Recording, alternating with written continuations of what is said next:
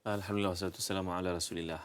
Dari Luqman dan juga para penonton yang dimuliakan sekalian, ayah ibu, muslim-muslimat yang dirahmati dan dikasihi sekalian. Jadi bila kita lihat perkataan kufur, perkataan kufur datang perkataan antaranya kafir, kafirun, ya kafarah yang digunakan oleh Al-Quran Karim. Kita dapat lihat di antara perkataan yang paling banyak digunakan dalam Al-Quran. Bila kita mengkaji sudut bahasa Arab, kerana ia merupakan bahasa Arab sebenarnya, contohnya Imam Al-Azhari, kita dapat lihat dalam Mu'jam beliau, dalam Mukhtar Sahah sebagai contohnya, yang menyatakan bahawa Sihah sebagai contohnya, bahawa perkataan kufur, kafara ni merujuk kepada makna tertutup. Dan biasanya digunakan dalam Al-Quran dalam beberapa makna. Antaranya dimaksudkan sebagai kufur akidah, yang kedua merujuk kepada kufur nikmat. Jadi kedua-duanya mempunyai martabat berbeza di sudut keimanan kepada Allah Subhanahu Wa Taala. Kalau turunnya ayat yang kita sering baca, Bismillahirrahmanirrahim. Qul ya ayyuhal kafirun la a'budu ma ta'budun. Surah yang kita biasa dengar ni namanya surah Al-Kafirun. Iaitulah mengisahkan tentang bagaimana Nabi SAW ketika berdakwah datanglah tawaran-tawaran yang berbagai daripada pihak musyrikin, kafirin Mekah yang minta kepada Nabi Muhammad SAW, antaranya, kalau engkau nak datang sebab urusan agama ni, kau datang bawa perkara ini, wahai Muhammad, harta kami kumpulkan untukmu, harta yang paling banyak. Jama'ana laka malan hatta takuna aktsarana malan. Wa in kunta innama turid bima ji'ta bihi imra'atan zawajnaka ahsana nisa'ina.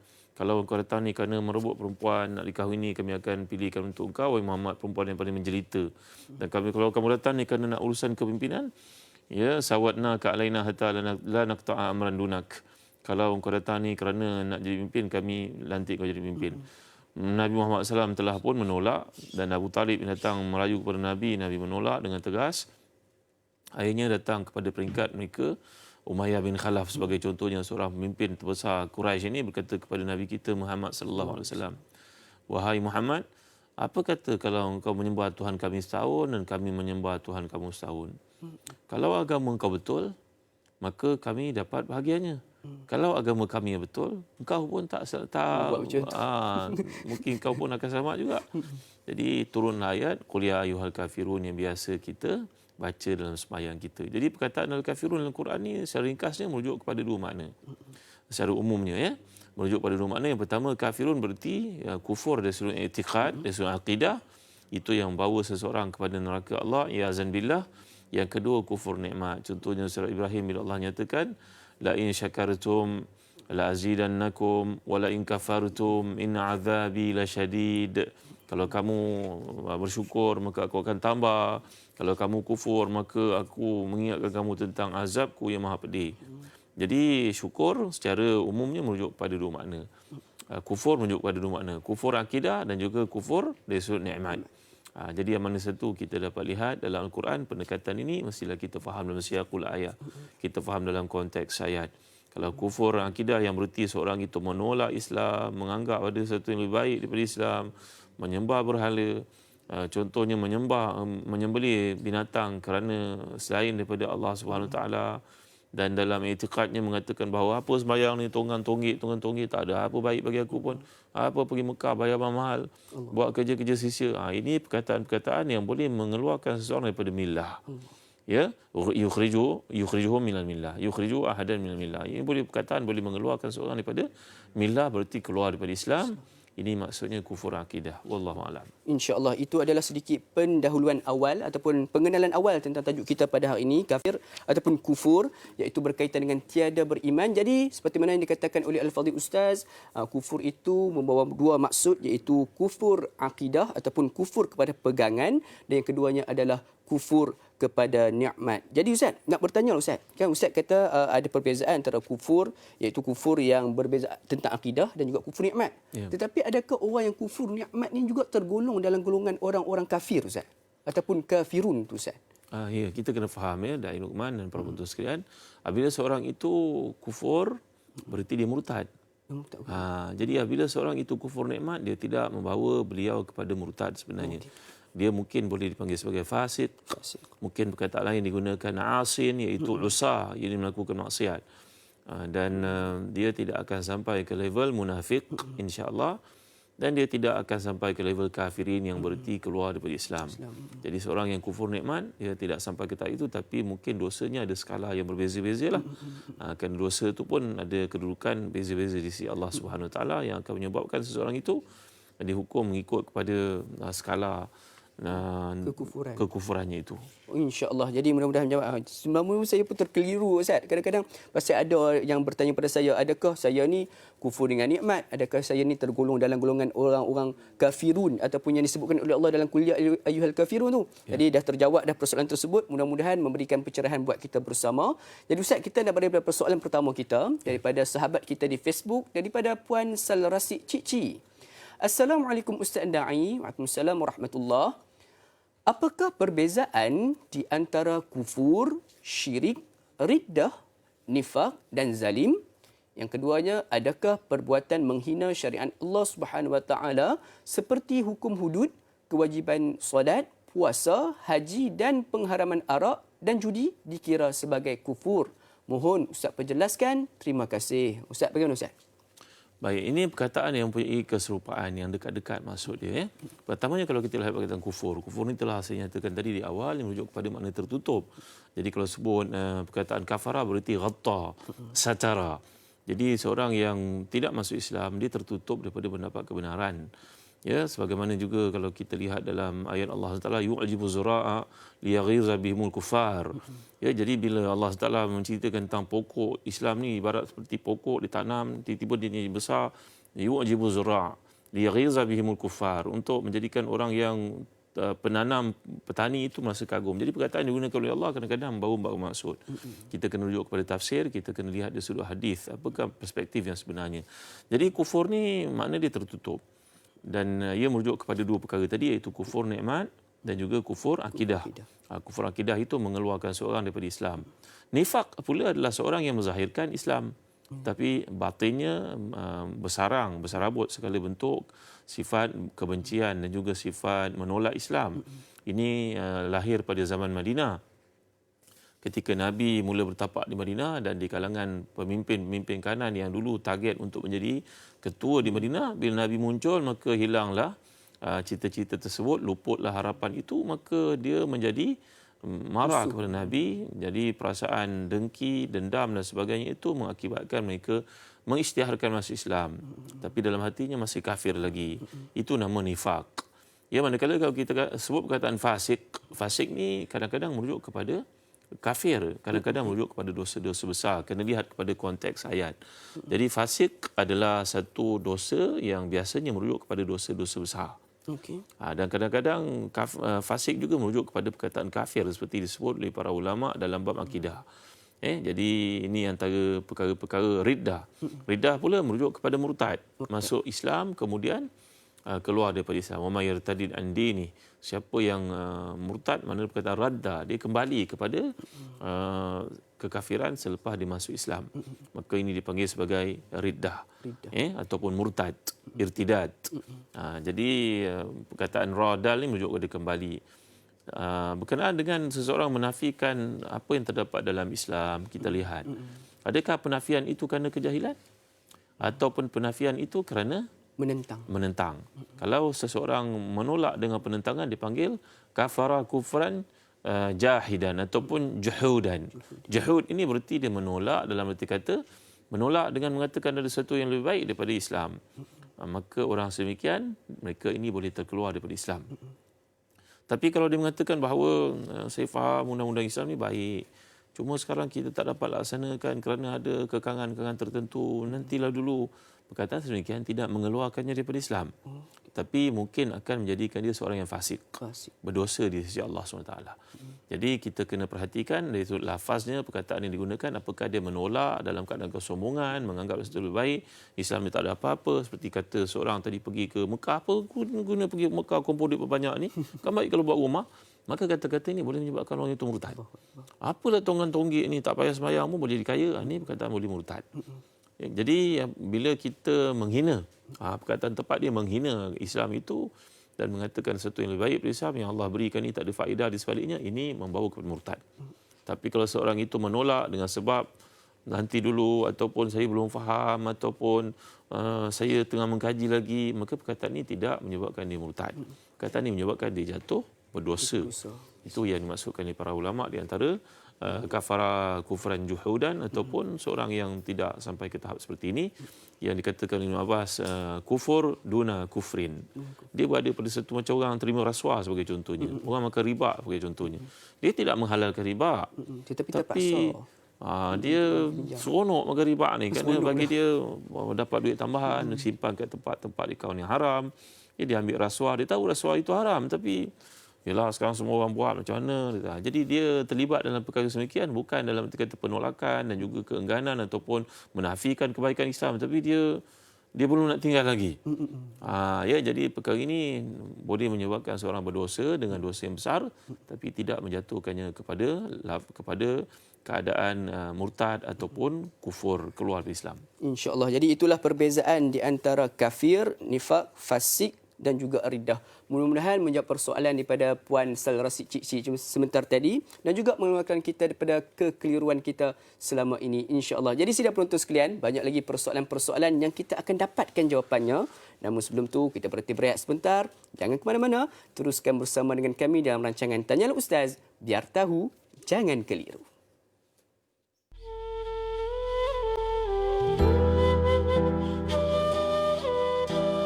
Seterusnya Ustaz, daripada Facebook, daripada saudara Aiman Aizuddin. Assalamualaikum Ustaz, da'i dan semua kru yang bertugas. Waalaikumsalam warahmatullahi. Apakah tanda-tanda seseorang itu kufur dan apakah sifat orang-orang yang kufur?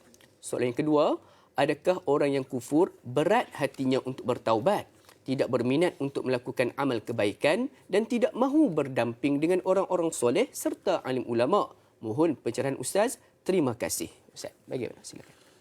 Da'i dan para penonton yang dimuliakan sekalian. Perkataan kufur yang telah pun kita jelaskan tadi, secara tepatnya kalau saya ulang balik semula, seperti kata para ulama lugah, kufur fil lugah iaitulah menutup sesuatu wa taghtiyatuhu, maknanya satu syai' wa taghtiyatuhu berarti tertutup. Ataupun dari sudut syaraknya kalau kita perhatikan, maksudnya adamul iman billah wa rusulihi, tidak beriman kepada Allah dan Rasulnya, sama ada dalam bentuk pendustaan ataupun dalam bentuk meragui, fi syakin wa raibin au i'rad anil iman, ataupun berpaling daripada keimanan. Sebab itu kalau kita lihat dalam Quran, tanda-tanda seorang yang kufur kepada Allah, ditanya alamatnya, kalau kita nak tahu hujan nak turun tidak, kita tengok langit gelap, petir berdentuman sebagai contohnya. Jadi orang-orang yang kufur ni biasanya merujuk kepada tindakan dan juga perkataan. Tindakan, kesombongan, kata-kata, pencelaan, penghinaan dan sebagainya. Sebab itu para ulama, sebagai contohnya Profesor Dr. Naim Yassin, seorang profesor akidah yang terkemuka di Jordan, memberikan gambaran bahawa pembahagian kufur ni ada banyak. Contohnya dipanggil kufur al-juhud wa takdzib. Kufur dalam bentuk penafian dan juga pendustaan, menghina sebagai contohnya. Inilah yang dapat kita perhatikan bila Allah SWT menceritakan tentang Yahudi sebagai contohnya. Falamma ja'ahum ma 'arafu kafaru bi fala'natullahi 'alal kafirin. Bila dibawa kepada mereka ni tentang Islam oleh Nabi yang mereka telah jumpa dalam kitab Taurat, telah bincangkan, datuk nenek moyang mereka pun memperakuinya, mereka menolak Nabi Muhammad SAW. Jadi kat sini berarti kufur, takzib dan juga juhud, makna pendustaan terhadap Nabi kita SAW. Begitu juga kalau kita lihat surah yang lain, dalam ayat lain surah Al-Baqarah juga, wa inna fariqan minhum la yaktumuna al-haqqa wa hum ya'lamun. Mereka itu mendustakan kebenaran padahal mereka tahu. Ini juga berarti penolakan dan juga menyebabkan mereka kafir di sisi Allah Subhanahu Wa Taala. Ya. Kemudian bila Allah menceritakan tentang perangai Firaun dan golongannya ketika sampai Nabi Musa kepadanya membawa bukti-bukti yang nyata, mereka mengatakan wajahadu biha wastaikanatha anfusuhum zulma wa uluwa. Nabi Musa bawa keterangan bukti sampai ahli sihir semua masuk Islam, tetap juga Firaun menolak. Dia tahu benda itu benar tapi tolak juga. Jadi ini maknanya kufur takzib, kufur juhud. Yang kedua kalau kita perhatikan ada kufur al-i'rad, al-istikbar. Kufur disebabkan berpaling dan juga takabur. Ini adalah kufur si iblis laknatullah alaih. Kan itu bila Allah gambarkan illa iblis astakbara wa kana mina aba wastakbara wa kana minal kafirin.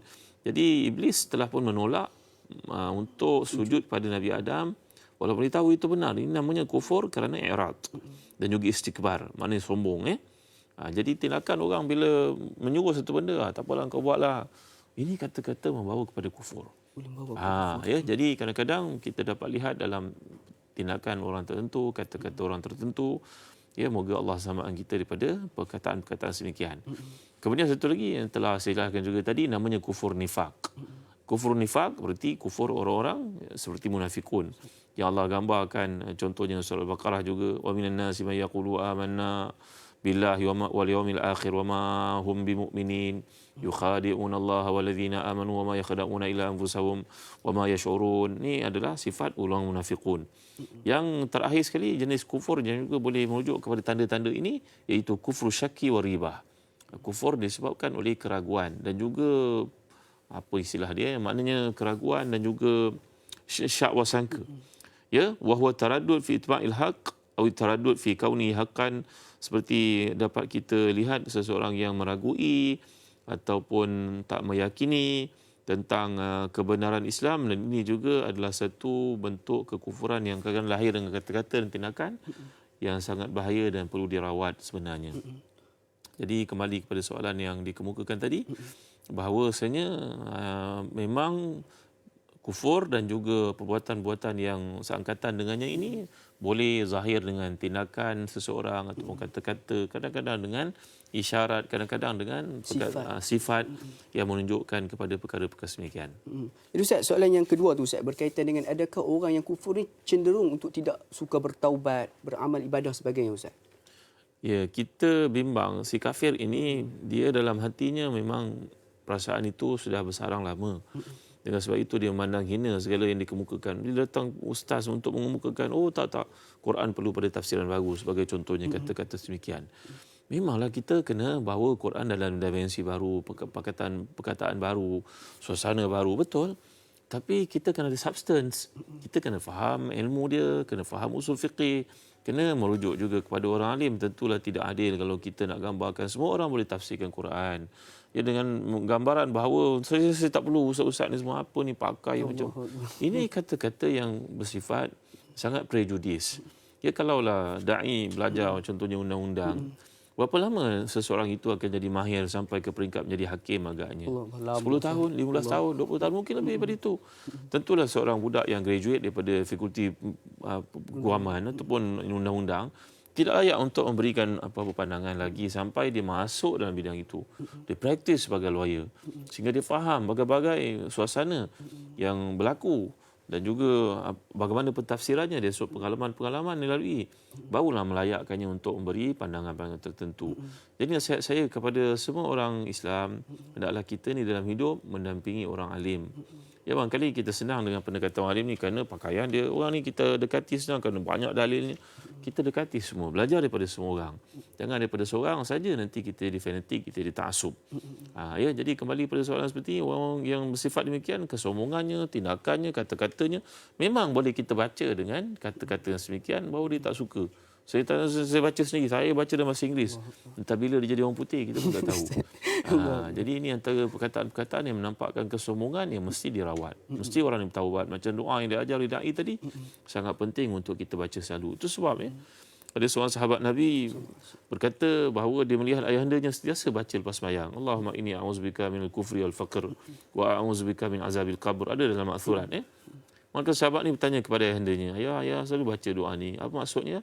Kenapa ia baca? Seorang sahabat Nabi SAW dengan hadis ini sanadnya sahih kata para ulama hadis.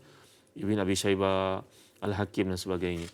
Allahumma inni a'udzubika minal kufri wal faqri wa a'udzubika min azabil qabri.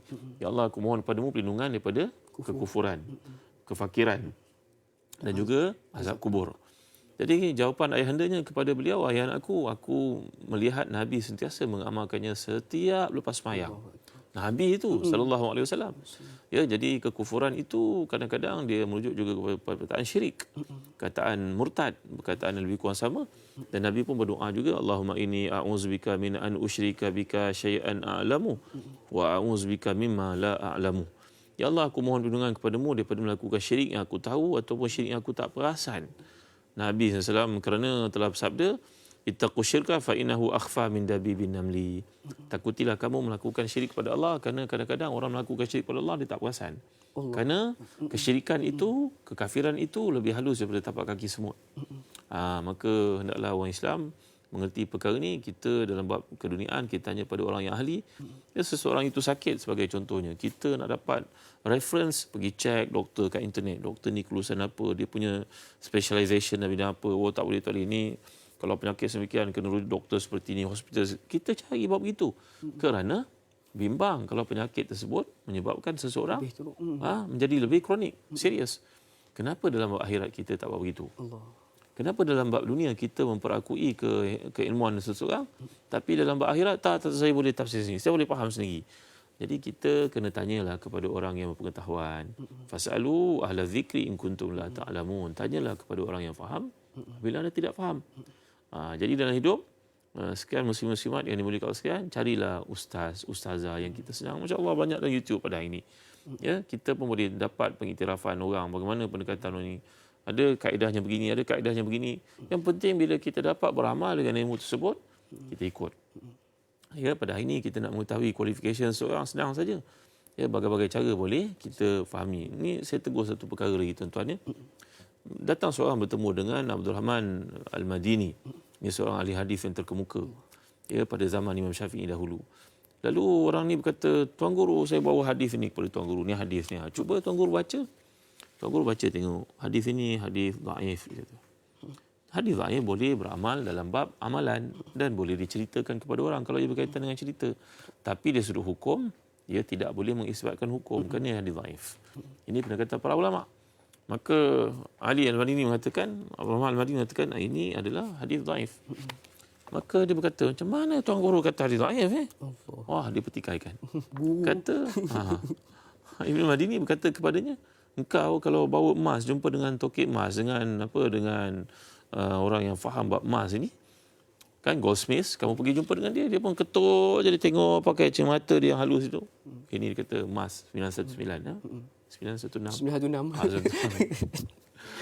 Kenapa kita boleh terima? Kerana dia pakar emas. Berapa tahun dia duduk dalam bidang emas? 30 tahun. Aku duduk dalam bidang hadis ini pun 30 tahun juga.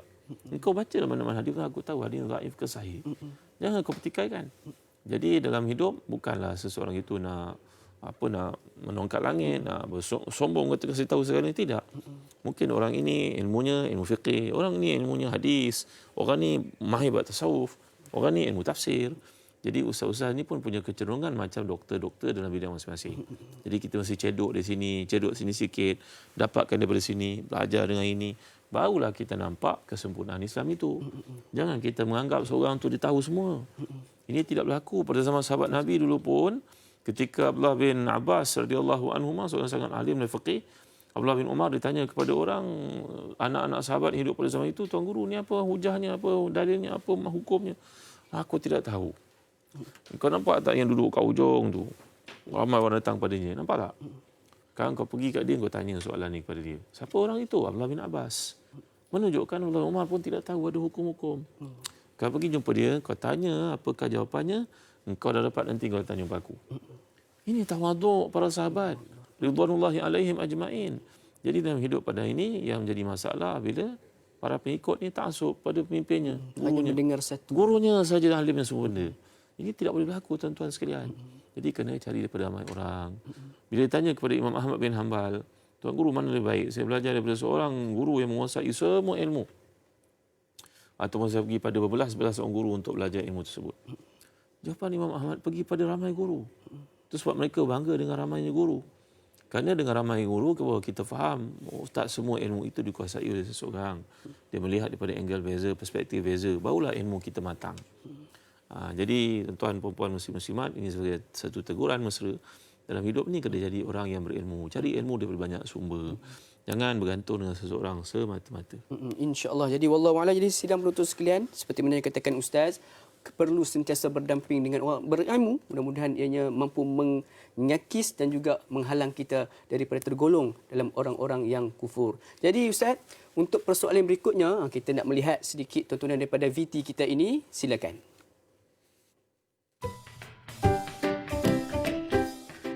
Assalamualaikum Datuk Zahazan. Saya Hishamuddin bin Hajmi dari Kuching, Sarawak. Soalan saya, apakah hukum jika seorang yang beragama Islam bergurau yang dia bukan Islam? Gurauan itu bukan dari kata-kata, sebaliknya melalui media sosial seperti WhatsApp. Dan jika dia tersedar akan kesalahannya, apakah yang perlu dilakukan? Terima kasih Ustaz. Sama-sama, itu soalan daripada saudara Hishamuddin kita yang bertanya berkaitan dengan hukuman ataupun hukum bagi seorang Muslim yang bergurau. Dia bergurau yang dia bukan Islam dekat media sosial, Ustaz. Bagaimana, Ustaz? Ya. Gurauan hendaklah berasas dengan kebenaran. Nabi SAW bergurau. Kana yamzah walakin la yakulu ila haqqan. Nabi bergurau, tapi gurau Nabi adalah gurau yang baik. Ya, jadi bergurau dalam agama yang tidak dibenarkan. Kan itu Allah menyatakan kul abillahi wa ayatihi kuntum tastahzi'un. Apakah dengan Allah dan ayat-ayatnya dan rasulnya kamu boleh memainkan? Jadi mempermain-mainkan perkara semikian, kita bimbang dia boleh menyebabkan seorang itu berdosa besar. Kalau dia tidak murtad pun, dia tidak kafir pun atas gurauannya itu, tetapi yang pastinya dia berdosa besar. Kerana perkara-perkara semikian tidak boleh dibuat main, dibuat mainan. Jadi nasihat saya kepada orang Islam yang ada di mana sahaja tempat dalam hidup ini, bergurau adalah satu tahu. Gurau ni macam garam dalam makanan. Dia menyeronokkan perhubungan dan sebagainya. Tapi tolong jangan bergurau benda-benda yang mampu mendatangkan, yang boleh mendatangkan mudarat seperti itu. Sebab itu kalau kita lihat dalam satu peristiwa, bila seorang sahabat Imam Ahmad bergurau dengannya dengan berkata, aku kalau orang bagi duit aku tak ambil, tapi kalau syaitan bagi aku ambil. Oh, Masya-Allah. Dia kata demikian. Maka Imam Ahmad tidak menegurnya berapa waktu, berapa hari. Sehingga beliau datang minta maaf kepada Imam Ahmad dan Imam Ahmad berkata, apakah engkau bergurau dengan makhluk yang dibenci oleh Allah SWT? Maka jangan bergurau dalam perkara-perkara yang bersifat agama. Dan kadang-kadang ada orang bergurau dalam bab nikah, talak dan sebagainya. Ada satu hadis dari Ahmad, thalathatun jiddun jiddun wa hazlun jiddun, nikah wa talak wa raja'ah. Tidak boleh bergurau-gurau dalam tiga perkara. Sama ada kita bercakap betul atau main jatuh. Iaitu dalam bab nikah, bab talak dan juga bab rujuk. Jadi menunjukkan kepada kita ada batasan di antara tempat yang dibenarkan dan kawasan yang dilarang. Maka hendaklah seseorang Muslim itu, walaupun maksudkan aku hanya main-main dekat Facebook saja berkata demikian, maka hendaklah disedar ia mengundang komplikasi dosa di sisi Allah SWT. Kerana Allah menyatakan ma yalfizu min qaulin illa ladaihi raqibun atid. Tak ada apa pun yang kau lafazkan, yang kau katakan, yang kau lakukan, melainkan ia subjek kepada dosa dan pahala di sisi Allah SWT. Jadi yang dimaafkan kadang-kadang adalah lintasan perasaan. Lintasan. Kerana seorang tu mungkin dalam hidupnya terfikir, syaitan datang mengganggu. Kau tengok meja ni cantik, siapa buat ni? Carpenter buat. Rumah ni kontraktor buat. Kereta ni engineer buat. Oh, dunia ni Allah cipta. Siapa cipta Allah? Itu lintasan hati. Bila seseorang timbul perasaan seperti itu, hendaklah kelakar dia mengatakan astaghfirullahalazim. Wal awal wal akhir wal zahir wal batin wa huwa ala kulli syai'in qadir. Baca ayat seperti itu yang diajar dalam surah yang Allah gambarkan surah Al-Hadid ini untuk menghindari sifat-sifat ataupun rasa yang mensyakwa sangka dan juga taraddud, perkataan tazabzub yang muncul dalam diri ini menyebabkan seseorang terganggu dengan gangguan seperti itu, banyak ucapkan astaghfirullahalazim. Itu lintasan perkara. Tapi kalau diungkapkan, ditulis, disebarkan dalam status WhatsApp sebagai contohnya, perkataan-perkataan yang padanya main-main, tapi di sisi Allah jangan main-main. Wa tahsabunahu hayyinan wa huwa indallahi azim. Kamu sangka benda itu kecil, tapi di sisi Allah dia menempati bahagian dosa yang besar. Jangan main dalam perkara-perkara semikian. InsyaAllah, mudah-mudahan menjawab persoalan daripada saudara Hishamuddin kita. Jadi bergurau ada batasnya, bergurau dalam perkara yang kebenaran tidak ada masalah. Elakkan pada bergurau perkara-perkara yang berkaitan dengan akidah yang mampu membatalkan akidah. Jadi insya-Allah mudah-mudahan menjawab persoalan tersebut. Jadi sidang penonton sekalian, banyak lagi persoalan-persoalan yang kita akan jawab. Namun sebelum itu kita berhenti berehat sebentar. Jangan ke mana-mana, teruskan bersama dengan kami dalam rancangan Tanyalah Ustaz, biar tahu jangan keliru. Insya-Allah.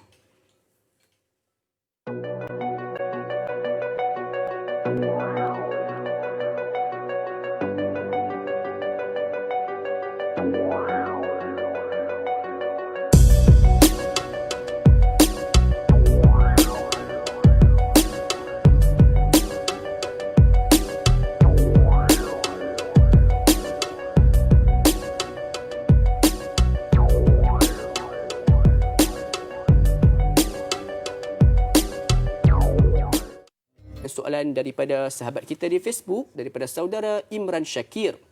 Assalamualaikum Ustaz Da'i. Waalaikumsalam warahmatullahi. Moga dalam rahmat Allah Subhanahu wa taala selalu. Amin ya rabbal alamin. Adakah pemberian istidraj merupakan tanda seseorang itu sudah kufur kepada Allah Subhanahu wa taala? Mohon huraian Ustaz. Terima kasih. Ustaz berkaitan dengan istidraj Ustaz. Ya. Kalau kita perhatikan penggunaan istidraj ni Allah sebut contohnya dalam surah Al-A'raf ayat 182, walladzina kazzabu biayatina sanastadrijuhum min haitsu la ya'lamun. Mereka yang mendustakan ayat-ayat kami akan istidraj mereka daripada keadaan mereka tidak mengetahuinya. Itu mafhum ayat. Kata para ulama tafsir, contohnya Imam Al-Asfahani dalam kitabnya bertajuk Al-Mufradat. Perkataan istidraj ini didatang daripada dua perkara, daripada dua wazan, daripada dua sumber. Sama ada datang perkataan daraja yang berarti tangga, ataupun tadriji. Tadriji berarti beransur-ansur. Jadi kalau kita perhatikan, orang yang istidraj ini maksudnya seorang yang diberikan oleh Allah limpahan kurnia, harta, kesihatan, segala kebaikan yang orang nampak di dunia itu kelebihan, tapi dalam dia mendapat nikmat tersebut, dia makin jauh daripada Allah SWT. Contoh yang paling terang adalah Fir'aun lah. Kita boleh baca kisah Fir'aun, kita pun tahu daripada kecil tentang Fir'aun. Fir'aun seorang manusia yang Allah beri kepadanya segala bentuk kemewahan. Sampai beliau berkata kepada Nabi Musa AS, ya, siapa aku dan siapa dia? Wala yakadu yubin wa hadhihi al-anharu tajri min tahti. Kamu nak tengok tak sungai mengalir kat Nil dekat Mesir ni, mengalir bawah tapak kaki aku. Firaun seorang yang sihat. Harta benda dikurniakan oleh Allah kepadanya, pemerintahan. Tapi ke mana perginya Firaun dalam nikmat yang diberi oleh Allah itu? Makin jauh, makin jauh, makin jauh. Makin kufur. Wajahadu biha wasaikanatha anfusuhum zulman wa ulwa. Nabi Musa bawa macam-macam keterangan tapi dia tetap menolak. Dan dia tahu benda itu betul.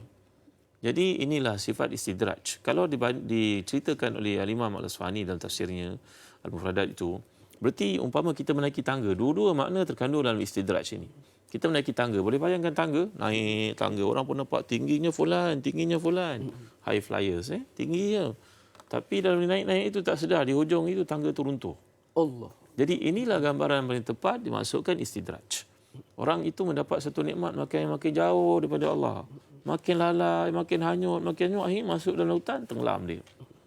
Maka itu sebabnya kalau kita perhatikan tuan-tuan, perkataan yang Allah selalu sebut, perkataan tasbih. Sabbahalillah, yusabbihulillah, subhanallah. Tasbih ini kata para ulama, lawan kepada istidraj ini, maknanya perkataan berenang. Berenang kenapa? Kerana orang yang berada dalam lautan nikmat Allah ni, dia bersyukur pada Allah, dia menikmati lautan yang dia berenang itu, dan akhirnya dia akan kembali kepada Allah SWT. Sebagaimana seorang yang berenang, dia balik semula ke tempat asal.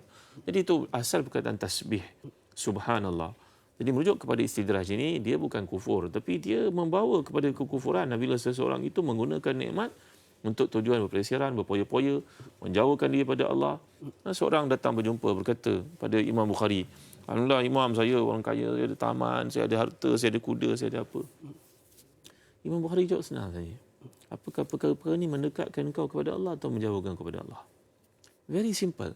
Kalau dengan kuda yang kau ada itu, kau gunakan untuk berjuang di jalan Allah, untuk membantu orang, mungkin membuat pertanian, macam lembu, macam umpamanya negara kita ada kerbau untuk membajak tanah. Contohnya, kalau begitu penggunaannya, tahniah saudara. Tapi kalau engkau dengan perkara itu membawa engkau kepada maksiat pada Allah, ini namanya istidraj. Saya ada duit banyak, tuan da'i, saya nak beli sebuah Ferrari lah. Buat apa nak beli Ferrari? Contohlah, saya tak sebut pada siapa, tuan-tuan saya terasati. Nak beli Ferrari, letak kat rumah, simpan. Ferrari ni kalau nak jalan, kena tanya pada mekanik dulu, boleh jalan tak? Dia bukan boleh jalan setiap waktu. Betul, kan orang ada kereta, motor mewah seperti ini. Lalas, bawa Ferrari, bawa perempuan menaikinya. Ini pahala ke dosa ke tuan? Fikir. Ya, ini kalau perkara itu mendekatkan kita kepada Allah. Saya tak masuk ke siapa tuan-tuan, ini terlintas dalam fikiran. Kerana ada orang kadang dia dapat kemewahan seperti itu, bagi satu ahad macam ni dia pergi racing, pergi KLIA. Minum kat air balik semula. Allah, senangnya hidup. Tapi tuan-tuan, kalau nikmat yang kita dapat itu membantu kita untuk taat Allah, itu namanya satu nikmat dalam taat. Tapi kalau kita mendapat satu nikmat, ia makin jauhkan kita daripada Allah. Umpama orang masuk lautan tadi, lepas tu hanyut, karam, mati, lemas, maka ini namanya istidraj. Maka istidraj kadang-kadang membawa kepada kekufuran. Istidraj kadang-kadang membawa kepada penyakit kefasikan. Jadi inilah dia istidraj yang berlaku pada sesiapa saja, bukan kepada Firaun semata-mata, malahan ayat ini berkekalan sampai ke akhirat akan dipakai. Dan orang yang kena istidraj ini adalah satu manusia yang sentiasa melalui pengalaman itu. Orang-orang yang lalai ini sampai ke hari kiamat, kerana ayat Quran ini valid sampailah ke hari kiamat. Jadi selamatkan diri kita daripada istidraj, iaitu kita berada dalam keadaan lemas, dalam nikmat, dan menyebabkan kita makin jauh daripada tepian daratan kebenaran, iaitu ketakwaan kepada Allah Taala. InsyaAllah satu nikmat yang menjauhkan diri kepada Allah Subhanahu Wa Taala, yang menjauhkan, semakin menjauhkan diri kita dengan Allah Subhanahu Wa Taala, itulah yang dinamakan sebagai istidraj. Mudah-mudahan menjawab persoalan daripada saudara Imran Syakir, insya-Allah. Jadi Ustaz, untuk persoalan yang berikutnya, kita nak raikan pemanggil kita yang pada saat ini berada di talian. Assalamualaikum. Waalaikumsalam warahmatullahi wabarakatuh. Dai Luqman dan Datuk Dr. Jahazan Muhammad. Saya Umar bin Abdul Majid dari Pelda Cini Timur 3, Pekan Pahang. Assalamualaikum Datuk dan Dai. Waalaikumsalam warahmatullahi wabarakatuh. Apa khabar Tuan Haji Umar kita? Alhamdulillah, saya sehat. Dai dan Datuk sehat ya. Amin, amin. Silakan dengan soalannya pada pagi ini Tuan Haji Umar. Soalan saya begini Datuk Datuk ada menyebut tadi kufur nikmat tadi Datuk Saya nak tanya Datuk mengenai nikmat kekayaan yang diberi kepada seseorang tapi disalahguna. Apakah ini juga dikatakan sebagai kufur nikmat ke Datuk?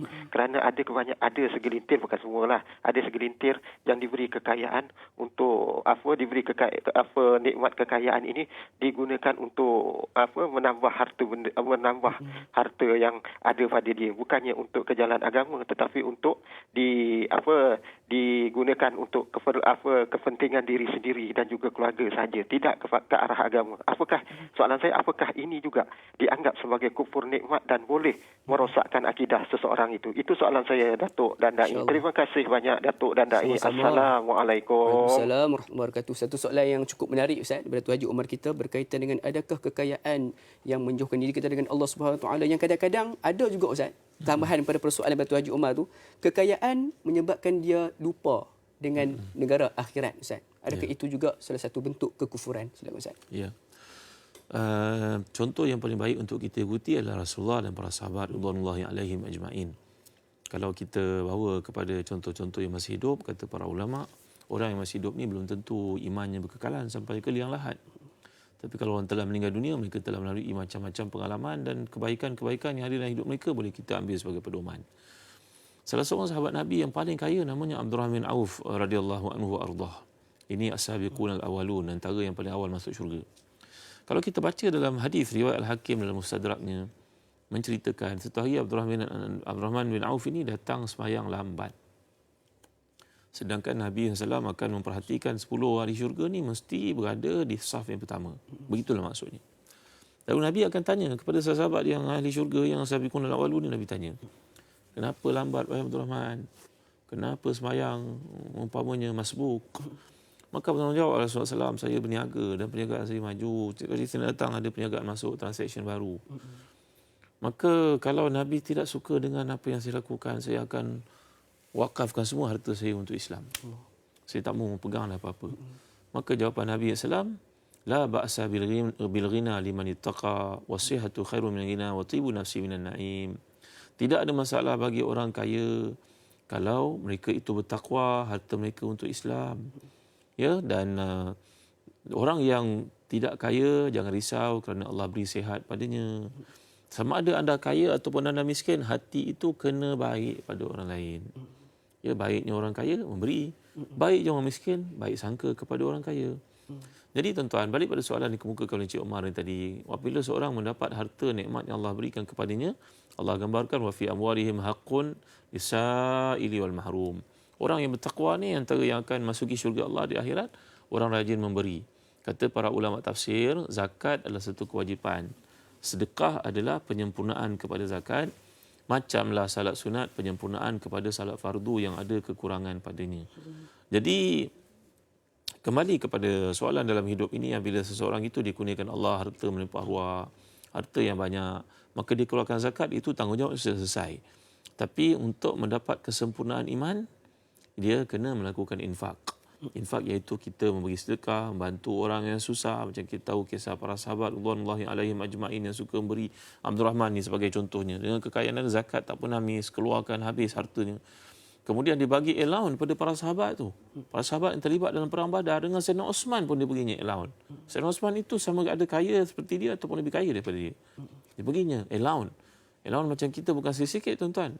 Bukan allowance yang kecil-kecil, allowance besar-besar seperti isteri Nabi bila Nabi dah wafat. Semua isteri itu dia baginya allowance oleh Abdul Rahman bin Auf. Dikatakan oleh Imam Al-Hayy Al-Katani dalam buku beliau Taratib Al-Idariyah. Saya kira harta Abdul Rahman bin Auf ini bersama dengan guru saya, sahabat baik saya, Datuk Zulkifli Malik, seorang pakar muamalat keuangan antarabangsa. Jadi saya kira, Datuk, cuba kira bersama saya, betul ke saya kira? Rupa-rupanya Abdul Rahman bin Auf ni meninggalkan harta ketika beliau wafat selepas bagi semua untuk Islam dengan segala kekayaan yang diberikan untuk keluarga Nabi, sahabat-sahabat Nabi masih hidup. Uthman bin Affan yang lebih kaya daripadanya pun dia bagi laun juga. Harta yang ditinggalkan pada masa itu saya kira dengan Datuk Zulkifli Malik. Ini ustaz, dia tinggalkan harta sebanyak 300 juta. Masya-Allah. Kerana mereka bermuamalah dengan dinar pada zaman itu. Jadi nasihat saya kepada orang Islam yang ada luar sana, kita di samping zakat yang wajib, bantulah orang-orang lain. Lihatlah masjid itu sebagai peluang untuk kita berlumba-lumba menyimpan duit untuk akaun akhirat kita. Lihatlah rumah anak yatim yang ada, yang diselenggarakan dengan betul, yang kekurangan dana untuk kita bantu. Sekolah anak kita yang memerlukan surau sebagai contohnya. Jadi ini tanggungjawab yang kalau kita tak buat, tak ada orang lain akan buat. Jadi kita kena ingat tanggungjawab ini merupakan satu lagi perkara yang dituntut ke atas kita, dan bagi yang tidak melakukan tanggungjawab ini, kita bimbang mereka termasuk di kalangan yang ingkar pada perintah Allah SWT, dan bimbang seorang yang berkira-kira dengan Allah, Allah pun berkira-kira dengannya. Jadi dalam hidup ni, di samping perkara yang wajib, perkara yang sunat akan mendekatkan diri kita kepada Allah. Kerana dalam hadis yang sahih Nabi bersabda, "Man 'ada li waliyan faqad azantuhu bil harbi. Wa ma zala 'abdi yataqarrabu ilayya bin nawafili hatta uhibbahu." Nabi bersabda dalam hadis ini panjang. Maksudnya bahawa bila Allah SWT mengisytiharkan perang kepada orang yang memerangi walinya, siapakah wali Allah? Maka Nabi menyatakan kat situ dalam hadis qudsi itu, orang yang dimaksudkan sebagai wali Allah ni orang melakukan ibadah fardu dan melakukan ibadah sunat. Jadi ibadah sunat menyebabkan kita makin dekat dengan Allah dan Allah cinta kepada kita, dan kita naik ke taraf wali Allah dengan ibadah sunat yang kita lakukan secara konsisten. Jangan berpada-pada dengan ibadah fardu semata-mata, kerana kita tak pasti ibadah fardu kita ada lompang, ada kosong, ada rongga dan sebagainya. Ditampung dengan sunat. Contohnya dalam bab sedekah ni tadi. Insya-Allah. Jadi tuan-tuan dan puan-puan, baiknya orang kaya bila mana memberi kepada orang miskin, dan baiknya orang miskin bila mana bersangka baik dengan orang kaya. Mudah-mudahan menjawab persoalan daripada Tuan Haji Omar kita. Banyak lagi persoalan yang menanti untuk mendapatkan jawapannya. Jangan ke mana-mana, teruskan bersama dengan kami dalam rancangan Tanyalah Ustaz, biar tahu, jangan keliru. Sesungguhnya orang-orang yang kufur ingkar kepada ayat-ayat keterangan kami akan membakar mereka di dalam api neraka. Tiap-tiap kali kulit mereka masak hangus, kami gantikan untuk mereka kulit yang lain, supaya mereka dapat merasa azab sengsara itu. Dan ingatlah, sesungguhnya Allah adalah Maha Berkuasa, lagi Maha Bijaksana. Surah An-Nisa ayat 56.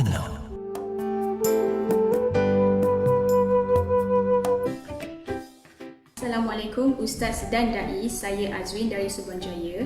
Sepupu saya pernah dipaksa untuk melafazkan sesuatu yang kufur. Jika tidak, nyawanya dalam keadaan bahaya. Apakah hukumnya jika dipaksa untuk melafazkan sesuatu yang kufur? Sekian, terima kasih. Allah Akbar. Jadi satu soalan yang cukup menarik daripada saudari Azwin kita, Ustaz, berkaitan dengan dia diugut untuk melafazkan kata-kata kufur. Adakah jatuh hukum kufur kepada orang tersebut, Ustaz? Silakan. Ya.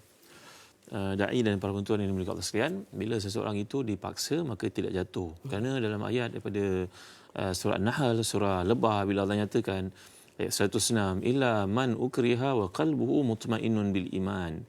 Bila seseorang itu dipaksa untuk murtad padahal hatinya tidak berkata demikian, dia dipaksa, maka dia tidaklah dianggap kafir. Ayat ni turun berikutan satu peristiwa yang berlaku pada zaman Nabi kita sallallahu alaihi wasallam, iaitu zaman Makki, zaman para sahabat ditekan, dizalimi, dianiaya, ditindas, dibunuh sebahagiannya. Maka kita semua tahu kisah tentang Sumayyah dan juga suaminya Yasir, anak mereka Muammar. Jadi tatkala ibu ini dibunuh dengan kejam, maka si anak dipaksa untuk murtad oleh majikan mereka dengan berkata, kalau engkau tidak murtad, engkau tidak kata kalimah murtad, kalimah keluar daripada agama Muhammad, maka aku akan bunuh engkau macam bunuh ibu bapa engkau. Ibunya adalah wanita pertama yang gugur sebagai syahid, Sumayyah itu. Maka anak ini terpaksa mengatakan, saya keluar daripada agama Muhammad sallallahu alaihi wasallam. Maka bila perkara itu dirujuk, dia dilepaskan. Maka bila dirujuk kepada Nabi kita sallallahu alaihi wasallam, turunlah ayat illa man ukriha wa qalbuhu mutmainnun bil iman. Kecuali orang yang dipaksa dan hatinya tetap kekal dalam iman, maka mereka itu tidak dianggap kufur kepada Allah SWT. Jadi dalam apa yang berlaku, bila penganiayaan ataupun tekanan ataupun paksaan itu kepada seorang untuk murtad, untuk kafir, tapi dia sebenarnya hatinya masih kekal dalam Islam, maka orang ini tidak dianggap kafir. Orang ini masih kekal sebagai seorang Islam. InsyaAllah. Mudah-mudahan menjawab persoalan daripada saudari Azim tadi. Jadi nak mengatakan bahawa paksaan ini mampu mengeluarkan seseorang daripada dijatuhkan hukuman. Ini adalah daripada sudut perundangan syariat. Dulu pun Ustaz, Alhamdulillah pernah belajar juga Ustaz berkaitan dengan ini, dan salah satunya berkaitan dengan orang dipaksa untuk murtad ataupun kufur ini tidak dijatuhkan sebarang hukuman. Mudah-mudahan menjawab persoalan tersebut. Jadi untuk soalan berikutnya, jom sama-sama kita saksikan daripada laman media sosial rasmi kita di Facebook, iaitu daripada saudari Erin Haji Bujang Sandun. Salam Ustaz Da'i. Waalaikumsalam warahmatullahi. Persoalan saya, adakah seseorang itu termasuk kufur dan murtad selepas masuk Islam tetapi kembali kepada agama asal? Mohon pencerahannya Ustaz. Dan Da'i biar tahu, jangan keliru. Saya pun Erin Haji Bujang Sandun daripada Ipoh Perak Ustaz. Bagaimana Ustaz? Dalam hadis mengatakan man baddala dinahu faqtuluh. Siapa yang tukar agamanya hendaklah dibunuh. Ini hukum Islam yang menunjukkan kepada buatan murtad. Jadi orang murtad ni maksudnya seorang yang pilih untuk masuk Islam, faham tentang Islam, ikut Islam, kemudian dia keluar daripada Islam. Syarat-syaratnya ada dijelaskan oleh contohnya Syekhuna Dr. Yusuf Qaradawi, Imam Qaradawi diterangkan dalam bab-bab berkaitan dengan iman, akidah. Ya. Jadi merujuk kepada peristiwa yang berlaku bila seorang itu belajar Islam. Terus seorang nak masuk Islam ini, ditanya kepadanya. Mesti disuruh siasat dia dengan betul. Bukan kita menyusahkan pejabat agama melakukan perkara yang sama. Tanya, adakah masuk Islam ni kerana tujuan tertentu, adakah tujuan untuk berkahwin. Kerana kita tidak mahu dalam Islam ni berlaku apa yang dinyatakan sebagai main-main dengan Islam. Semua orang ikut suka saja. Nak masuk, nak keluar ikut suka saja. Sedangkan tentulah ada syarat-syarat tertentu. Kalau kita nak menjadi citizenship sesebuah negara, contohnya kita kena hafal dia punya rukun negara, kena faham, kena mempunyai loyalty kepada negara tersebut, barulah diberi satu-satu kerakyatan kepada seseorang. Maka demikian juga dalam Islam, kalau kita perhatikan, demikianlah yang diajar dalam Islam. Jadi orang yang masuk Islam dengan memahami, mengikuti, mengamalkan, tiba-tiba dia murtad. Ya, orang ini namanya kufur dan juga murtad. Kufur berarti dia telah pun tertutup hatinya, dan murtad berarti dia kembali kepada agama asalnya. Maka orang ini tertakluk kepada hukum tertentu yang diletakkan, melainkan ada sedikit klausa untuk penjelasan. Maklumlah dalam keadaan kita ni masyarakat majmuk, dan fatwa Dr. Yusuf Qaradawi dalam kes ni antara fatwa yang baik untuk kita fahami. Mungkin telah difatwakan di beberapa tempat dalam negara-negara seperti negara kita. Kalau orang itu masuk Islam, dia tidak faham Islam pun. Mungkin dakwah masuk ke kampungnya, dia tengok semua masuk Islam, dia pun masuk Islam. Dia terikut-ikut. Dan dia tak pernah mengamalkan Islam pun. Sepanjang dia dipanggil sebagai Islam, tak pernah mengamalkan Islam langsung. Tiba-tiba lama dia fikir, tak masuk lah, nak keluar lah. Orang ni tidak masuk dalam konteks yang kita gambarkan tadi, iaitu yang tertakluk pada hukuman bunuh untuk mereka yang masuk Islam, faham Islam, keluar Islam dan memusuhi dan mempermainkan Islam. Ini hukuman yang dikenakan oleh Islam dalam keadaan Islam punya syaukah. Islam ada kekuatan. Kalau dalam keadaan sekarang kita tidak ada ketuhanan, tidak ada kedaulatan, tidak ada undang Islam dilaksanakan, maka moga-moga Allah mengampunkan setiap orang Islam. Jadi naklah kita faham, ya, orang yang masuk Islam dan keluar dari Islam itu adalah orang yang kufur dan murtad. Betul, soalan yang ditanya itu adalah betul maksudnya. Ya, benarlah orang yang sengaja keluar daripada Islam itu termasuklah dalam kalangan orang yang kufur dan murtad. Mudah-mudahan menjawab persoalan tersebut. Jadi Ustaz, sedikit Ustaz, persoalan berkaitan dengan kedekut ilmu Ustaz. Kan? Ya. Ada orang yang pergi bertemu merujuk dengan seorang yang kata apa, agamawan, tetapi dijawabnya jumpa orang lain lah. kan jumpa dengan Ustaz Leh lah kan, kata adakah dengan sifat kedekut ilmu ini juga mampu untuk memasukkan seorang itu ke dalam kekufuran? Namun sebelum tu Ustaz, sebelum kita nak jawab soalan tu, kita nak meraihkan pemanggil kita dahulu di talian pada saat ini. Assalamualaikum. Waalaikumsalam warahmatullahi wabarakatuh. Ya, siapa talian? Saya Siti Rohani Mursyid daripada Banting. Oh, Puan Siti Rohani, apa khabar? Lama tak dengar suara. Sihat. Ya, Assalamualaikum. Assalamualaikum warahmatullahi wabarakatuh. Silakan dengan soalannya. Soalannya begini. Seseorang yang mengaku dirinya Islam, tetapi dia tak buat pun, tidak melakukan rukun Islam, tak solat, tak puasa dan tidak melakukan hukum-hukum Islam. Adakah ini jatuh fasik ataupun ini kufur? Itu aja soalan saya, Ustaz. InsyaAllah. Assalamualaikum warahmatullahi wabarakatuh. InsyaAllah. Waalaikumsalam warahmatullahi wabarakatuh. Daripada Ibu Siti Rohani kita, Ustaz, bertanyakan berkaitan dengan dia Islam, mengaku Islam, tetapi tidak beramal dengan amal ibadah yang telah pun disyariatkan oleh Islam, Ustaz. Bagaimana? Ya. Bagi yang meninggalkan salat, dalam hadis mengatakan man taraka salat faqad kafar. Siapa yang tinggalkan salat dia kufur. Jadi kufur di sini dimaksudkan para ulama bukanlah kufur akidah, tapi kufur yang kata dia telah jatuh fasik. Jadi orang yang seperti ini meninggalkan kewajipan-kewajipan Islam, dia tahu tentang haji, tapi nanti dululah aku duit banyak nak pakai lah dia. Dia layak dah pergi haji, tak mau pergi haji lagi. Jadi orang seperti ini adalah orang yang fasik. Kerana dia meninggalkan tanggungjawab Islam, dia tak tutup aurat, dia tidak melaksanakan sembahyang, tidak menunaikan zakat, tak berpuasa malahan. Jadi orang seperti ini tidaklah kafir, dia adalah orang fasik. Jadi dia hendaklah bertaubat kepada Allah dan kembali melakukan semua ibadah itu. Kalau salat sebagai contohnya kena qada balik semula, puasa kena qada balik semula, maka dengan cara itu dia akan kembali menjadi orang Islam yang tidak lagi fasik, keluar daripada kefasikan, insya-Allah. Insya-Allah. Jadi Ustaz, berbalik pada persoalan tadi Ustaz yang tergantung tu berkaitan dengan kedekut ilmu, Ustaz. Ya. Dah berjumpa tapi jumpa dengan Ustaz Leh lah. Begitulah Ustaz. Adakah orang yang kedekut ilmu ini juga tergolong dalam golongan orang-orang yang kufur dengan nikmat, Ustaz? Orang yang tidak menjawab hukum sedangkan dia tahu, seperti yang disebut oleh Imam Ghazali, dipanggil syaitanul akhras, syaitan yang bisu. Jadi dalam Quran menyatakan kalau perkara itu perkara yang wajib ditegur, alladzina yaktumuna ma anzalna minal bayyinati wal huda min ba'di ma bayyanahu lin-nasi fil kitab.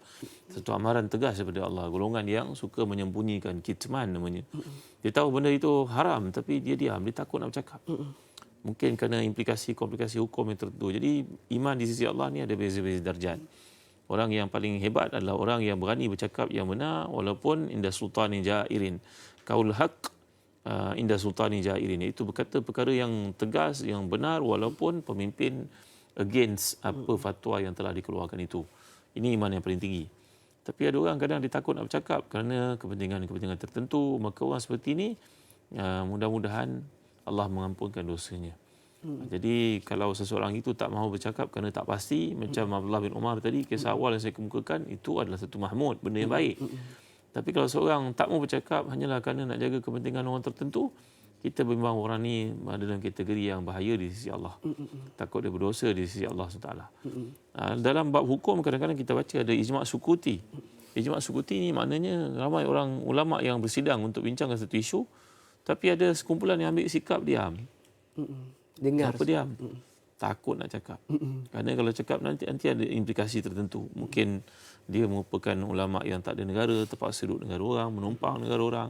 Jadi kalau bercakap benda-benda yang berlawanan dengan polisi negara boleh mengakibatkan kesan-kesan tertentu. Maka orang seperti ini moga-moga Allah beri keampunan kepadanya. Mudah-mudahan mereka ni selamat daripada dalam kategori yang dimaksudkan tadi, orang yang kufur nikmat, yang tak mau menyatakan kebenaran padahal dia mengetahuinya. Ya, jadi ini dalam konteks yang lain, kalau dia sengaja menyembunyikan dalam keadaan tak mau bercakap, ini kita bimbang sebagai dosa besar di sisi Allah SWT. InsyaAllah. Sekiranya dia tahu ada orang yang lebih pandai daripada dia untuk bercakap tentang tu, tidak ada masalah, Ustaz. Ya. Tetapi kalau dia sengaja dengan sebab ada kepentingan peribadi, maka mudah-mudahan Allah lindungi kita, takut-takut tergolong dalam orang yang berlakukan dosa di sisi Allah Subhanahu Wa Taala. Insya-Allah. Jadi Ustaz, kita kembali dengan persoalan berikutnya menerusi talian WhatsApp kita. Assalamualaikum Ustaz, dai serta kru yang bertugas. Waalaikumsalam warahmatullahi. Maksud firman Allah Subhanahu Wa Taala dalam surah Al-Baqarah ayat 253, maka ada di antara mereka yang beriman dan ada pula di antara mereka yang kafir. Soalan saya, adakah manusia yang diciptakan Allah Subhanahu Wa Taala telah pun ditetapkan sama ada yang beriman dan ada yang menjadi kafir? Mohon pencerahan Ustaz, biar tahu, jangan keliru. Terima kasih. Ustaz, sebenarnya soalan pun banyak ditanyakan dekat luar sana, Ustaz. Bagaimana, Ustaz? Minhum man amana wa minhum man kafar. Ayat ini maksudnya siapa yang di kalangan hamba Allah ni yang memilih untuk beriman dan ada yang kufur. Jadi dalam Islam, dalam bab akidah, kita diajar bahawa sebenarnya seseorang itu buat pilihan. Pilihan. Seorang itu punya pilihan dalam hidup. Ya, umpamanya mungkin seseorang kita ada anak. Hari ini hari Ahad. Kita bercakap pada anak kita, abang nak pergi ke Bangi lah ini, contoh kan. Kata pada anak-anak kita, kita tahu dah yang perempuan mesti nak pergi ke Bangi, tengok macam-macam pakaian apa semua sebagainya.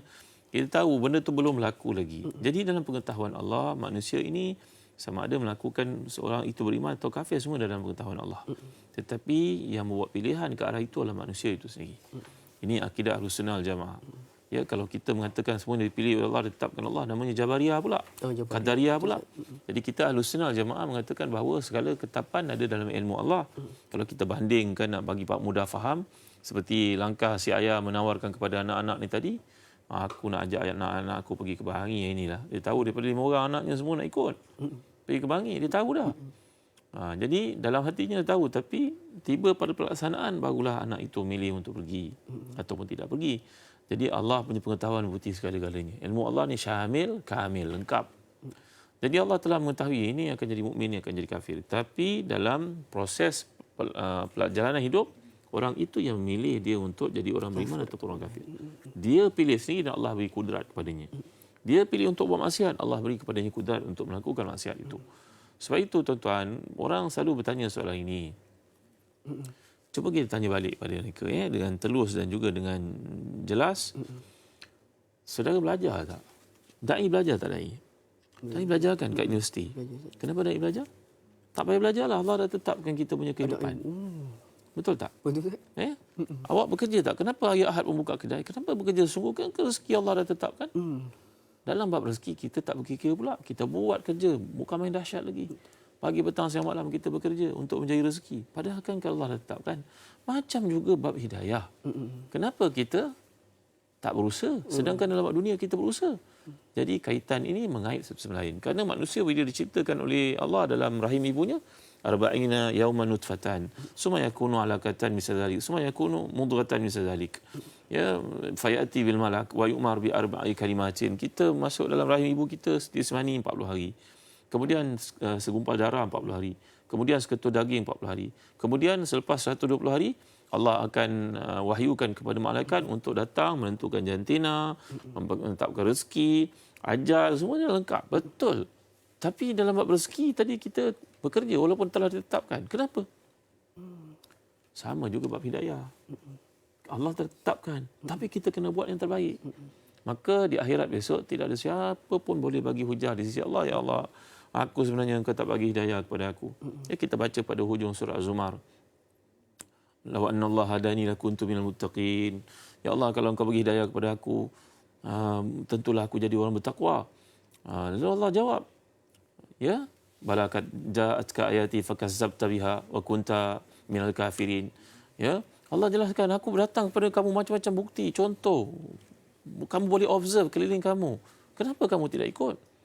Kan?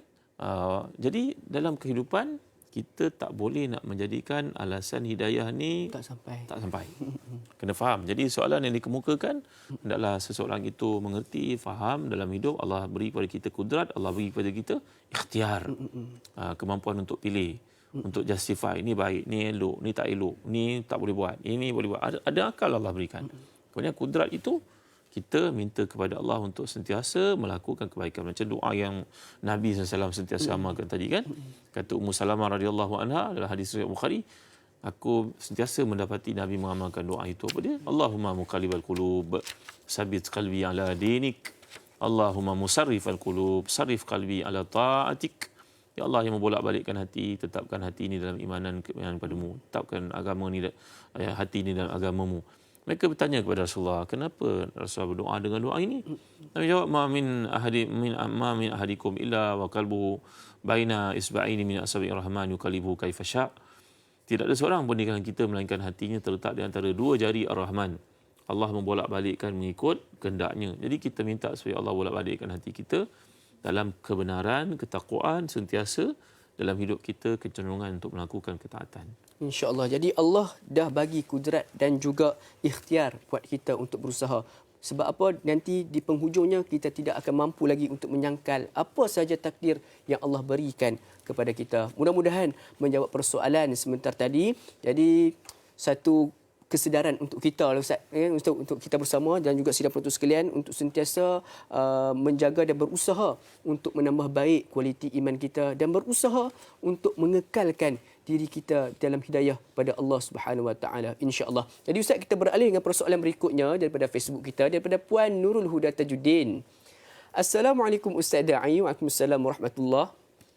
Adakah mereka yang kufur pada perintah Allah akan selamanya tinggal di neraka seperti mereka yang bukan Islam? Mohon pencerahan. Terima kasih. Oh Ustaz, satu soalan yang menarik Ustaz. Ya. Silakan. Orang yang kufur kepada orang kufur nikmat, maksudnya kufur nikmat di sini ya.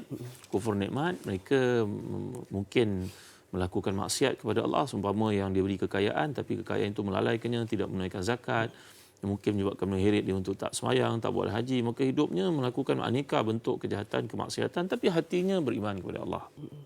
Maka orang sedemikian mereka punya peluang untuk diampunkan oleh Allah dan diberi syafaat oleh Rasulullah SAW. Mungkin syafaat mengurangkan tempoh azab, siksa. Mungkin syafaat untuk dipercepatkan masuk syurga. Yang kita belajar dalam akidah bahawa Allah akan mengeluarkan man kana fi qalbihi mithqalu dzarratin min iman. Siapa yang dalam hatinya ada sebesar zarah pun keimanan, maka orang seperti ini akan diselamatkan oleh Allah di akhirat. Mungkin selepas tempoh azab itu selesai. Jadi mereka tidak kekal dalam neraka seperti orang-orang kafirin.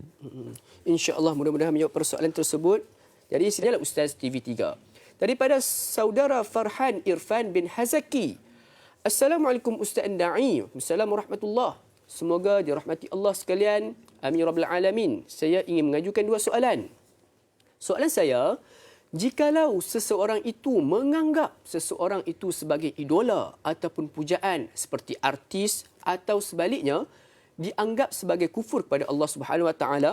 Soalan yang kedua, kalau kita tidak mengucap alhamdulillah ketika mendapat rezeki, adakah juga dianggap sebagai kufur nikmat? Mohon pencerahan Ustaz Da'i. Terima kasih. Sama-sama Ustaz. Silakan. Dalam Quran, Allah mengajar kita melalui surah Al-Kahfi yang digalakkan kita baca setiap hari Jumaat. Salah satu ayat yang menarik yang Allah gambarkan kat situ iaitu a'udzubillahi minasyaitonirrajim wasbir nafsaka ma'al ladzina yad'una rabbahum bil ghadati wal 'ashyi yuriduna wajha wa la ta'du aynaka 'anhum turidu zinatal hayatid dunya wa la tuti' man aghfalna qalbahu an zikrina wattaba'a hawahu wa kana amruhu furta. Hendaklah engkau dalam hidup ni mengamalkan polisi asas yang penting, iaitu carilah orang yang mendekatkan diri kamu kepada Allah. Ya, orang yang kamu melihatnya saja akan mengingatkan kamu kepada Allah. Macam kisah yang dikemukakan di antara seorang yang dikagumi oleh Imam Malik dalam hidupnya adalah seorang tabi'i namanya Muhammad bin Al-Munkadir. Kata Imam Malik, masa aku muda, aku kecil, aku jumpa dengan Muhammad bin Al-Munkadir ini, melihatnya sahaja akan menghilangkan keserabutan daripada diri aku, kadang-kadang berminggu-minggu. Stres dan sebagainya akan hilang dengan melihat wajah orang saleh ini. Kalau Muhammad Al-Munkadir ni muncul di pasar di Madinah, maka semua orang akan bertakbir, bertahmid, bertahlil. Oh, subhanallah, masya-Allah, tabaraka wa taala. Semua orang ingat akhirat melihat pada wajahnya. Jadi nasihat saya kepada anak-anak, mungkin bertanya ni orang muda ya. Dalam hidup ni carilah orang yang mendekatkan diri kita kepada Allah. Walaupun ada setengah orang boleh bagi pada kita hiburan, tapi hiburan tu sementara saja sebenarnya sifatnya. Mungkin yang diminati itu seorang ahli sukan, tapi setakat mana ahli sukan tu boleh menjamin kebahagiaan kita, keseronokan hidup kita, kita pun tak pasti. Ya, ke akhirat besok belum tentu lagi. Jadi minatilah orang yang bila kita lihat kita ingat Allah. Dan Allah sebut dalam ayat ini wala tuti' man aghfalna qalbahu an zikrina wattaba'a hawahu wa kana amruhu furta. Jangan kamu cenderung kepada orang yang lalaikan kamu daripada Allah. Jadi tuan-tuan yang dirahmati dikasihi sekalian, pantaulah anak-anak kita, melihatlah anak-anak kita, ambil berat mereka. Ya, macam Imam Malik yang saya ceritakan tadi, masa kecil-kecil lagi ketika ayahnya tiada, ayahnya hilang daripada kecil pergi berjihad tak pulang-pulang maka ibunya telah pun menjadikan anak ini cenderung kepada ilmu, dipakaikannya serban, dipakaikan jubah, pagi-pagi kat Madinah sejuk, pada musim sejuk itu dijerang air panas, dia mandikan anak ini, dibuat persiapan untuk pergi sembahyang subuh awal, disuruh bangun tahajud. Jadi mindset, program yang kita kena lakukan kepada anak-anak dan kita ibu bapa bertanggungjawab di depan Allah bagi merencanakan kehidupan mereka ni berkiblatkan, berkompaskan. GPS akhirat anak-anak ni mesti jelas. Jadi carilah orang yang jadi qudwah yang betul. Sebenarnya perkataan worship dan juga idol pun tak berapa tepat. Idolship ini, kalau kita lihat dalam kamus-kamus English contohnya, IDOL, ia merujuk kepada worship, penyembahan. Manusia tidak boleh sembah. Bahkan kalau seorang mengatakan Nabi Muhammad sebagai idola pun tak tepat. Kerana idola itu merujuk kepada unsur sembahan. Yang Allah gunakan dalam Quran, laqad kana lakum fi rasulillahi uswatun hasanah. Ya Allah, Nabi Muhammad itu sebagai contoh yang terbaik, uswa, qudwah yang terbaik untuk diikuti. Jadi hendaklah kita dalam hidup ini jadikan tokoh-tokoh Islam, orang-orang yang beriman untuk Islam, mungkin pemimpin-pemimpin sebagai contoh untuk kita ikuti, bukannya orang-orang lain yang melalaikan kita, yang menyebabkan kehidupan kita terlalu banyak hiburan. Masalah sebenarnya, terlalu banyak hiburan ni menyebabkan orang hati mati. Bila Nabi melihat para sahabat sedang ketawa, gelak ketawa dalam satu isu, gelak ketawa tak salah, tapi Nabi datang dan menegur. Nabi bacakan untuk mereka ayat daripada menceritakan alam ya'ni allazina amanu an takhsha'a qulubuhum li dzikrillah wa ma nazala minal haqq. Mengapakah orang-orang beriman ni tidak sampai saat untuk ingat pada Allah, lalu mereka pun merasa takut atas nasib mereka di akhirat? Nabi bersabda, "Lau ta'lamuna ma a'lam la dhahiktum qalilan wala bakaitum katsiran." Kalau kamu tahu nasib kamu di akhirat, kamu tentu akan banyak menangis dan sedikit ketawa. Ya, jadi kalau kamu tahu macam aku tahu, tentu kamu tak ketawa banyak macam ni. Jadi tuan-tuan, renungan kepada kita semua, cenderunglah kepada orang mengingatkan kita kepada Allah, mengingatkan kita kepada tanggungjawab. Umat Islam ni adalah umat yang sepatutnya serius dalam kehidupan mereka, bersungguh-sungguh dalam apa yang mereka kerjakan. Ya, bukan hidup ni untuk berpesiran, bergembira, berseronok, berhibur semata-mata. Jadi Ustaz, cukup menarik, salah satu yang menarik Ustaz katakan tadi tu tentang fungsi ibu ayah di dalam mengawal anak-anak Ustaz. Dan kita sedia maklum, salah satu nikmat yang paling besar Allah berikan kepada kita adalah nikmat masih lagi beribu dan memiliki ayah. Adakah orang yang tidak menghargai saat bersama dengan ibu ayah ni juga termasuk dalam golongan orang yang kufur Ustaz? Ya, orang yang tidak menghargai apa saja nikmat. Dan antara nikmat yang paling besar adalah nikmat mempunyai ayah ibu. Ya, kerana doa mereka mustajab, kerana apa saja yang redha Allah datang melalui redha mereka.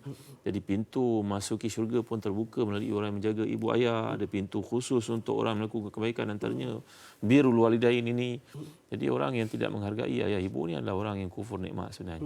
InsyaAllah mudah-mudahan menjawab persoalan tersebut. Jadi kita nak balik dengan persoalan seterusnya Ustaz daripada Facebook kita, daripada Mujahidah Salihah.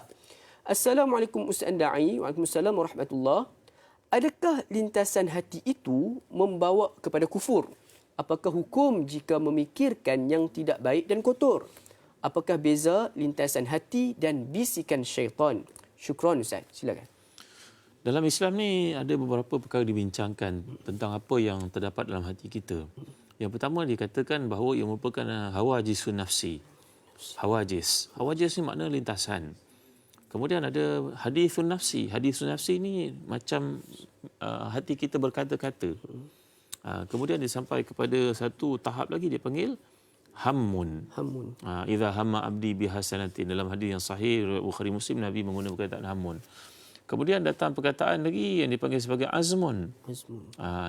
Jadi dia ada tingkat-tingkatan dia. Yang disebut sebagai pahala dosa ni bila ia sampai ke peringkat, ke tahap yang namanya yang digambarkan tadi, iaitu bila kita telah meletakkan sebagai azmun. Sebab itu dalam hadis mengatakan idzal taqa muslimani fal qatilu wal maqtulu finnar. Dalam hadis sahih riwayat Bukhari Muslim, apabila bertemu dua orang muslim dengan pedang masing-masing ingin berbunuhan, yang membunuh dan dibunuh kedua-duanya masuk neraka. Maka para sahabat bertanya kepada Rasulullah, wahai Rasulullah, yang ni membunuh kami faham dia masuk neraka. Kenapa yang dibunuh masuk neraka juga, wahai Rasulullah? Rasulullah telah menjawab, innahu kana harisan ala qatli akhihi. Sebenarnya dia yang mati dibunuh itu pun mempunyai keazaman, kecenderungan, niat yang telah dibulatkan, ditekadkan untuk bunuh sahabatnya. Cuma sahabatnya mendahului dia berjaya membunuh dia. Jadi kedua-dua masuk neraka. Berpandu kepada hadis ini, para ulama mengatakan kalau ia satu lintasan, fikir dalam hati, dia belum sampai ke peringkat azam yang mendatangkan dosa itu. Azam ni makna niat yang telah pun ditekadkan. Ya, seumpama seorang nak pergi mencuri. Dia nak pergi mencuri, contoh negatif lah. Dia nak pergi mencuri, dia dah siapkan parang panjang, dia dah siapkan master key, dia dah siapkan pengompel. Dia dah siapkan sarung muka. Dia dah siapkan apa sahaja yang perlu, maka dia telah meletakkan tekad untuk buat maksiat itu. Jadi menunggu waktu untuk dilaksanakan. Jadi seperti ini bila dikira sebagai dosa di sisi Allah SWT. Kalau seorang terfikir, teringat dalam hati, terasa sesuatu, contohlah ya. Itu sebab dalam Al-Quran mengatakan ya'lamu kha'inatal a'yun wa ma tukhfis sudur. Allah mengetahui mata yang khianat. Mata yang khianat tu macam mana? Orang lelaki biasa menggunakan mata di maksimum. Perempuan tak. Orang lelaki maksimum. Dia bawa kereta, tiga mirror yang ada kereta itu dia nampak depan, dia semua nampak orang perempuan lalu dia nampak semua, perempuan dia tak nampak, mungkin dia tak perasan ada cermin tu dalam kereta. Ni orang perempuan orang lelaki punya perbezaan. Jadi bila ia dilihat dan kemudian terlintas hati, contoh dikatakan oleh para ulama dalam kitab Al-Iman oleh sebagai contohnya Profesor Naim Yassin, kalau seorang berkata cantiknya perempuan itu, dalam hati terlintas, dia belum berdosa lagi. Yang berdosa bila tengok, terfikir, merenung, menghayati dan kemudian berangan-angan, dia jadi berdosa. Tapi once bila teringat yang kemudian tepis astagfirullahalazim, itu belum lagi dikira sebagai dosa. Jadi merujuk kepada soalan dikemukakan, andai ia merupakan satu lintasan hati yang kita dapat tepis dengan cepat, maka ia belum dosa. Tapi kalau sampai ke peringkat kita dah mula berangan-angan, terfikir dan mencari cara untuk melaksanakan kerja jahat itu, maka dia dah sampai kepada tahap berdosa. Dan inilah yang perlu kita jauhi. Itu setiap kali bila kita wa imma yanzaghannaka minasyaitan nazghun fasta'iz billah. Setiap kali datang gangguan syaitan pada diri kamu, maka ucapkan a'udzubillah sekurang-kurangnya. A'udzubillah, na'udzubillah, iyazan billah. Ucaplah kalimah-kalimah yang boleh menjauhkan syaitan dari kamu. InsyaAllah. Jadi bila mana kita merasakan lintasan hati yang nak mengajak kita melakukan dosa, maka tepislah dengan cepat dengan membaca lafaz-lafaz ta'awuz, iaitu a'udzubillah dan sebagainya, seperti mana yang dikongsikan oleh Al-Fadhil Ustaz tadi. Jadi sila penonton sekalian, banyak lagi persoalan yang kita akan cuba cari jawapannya. Jangan ke mana-mana, teruskan bersama dengan kami dalam rancangan Tanyalah Ustaz, biar tahu, jangan keliru.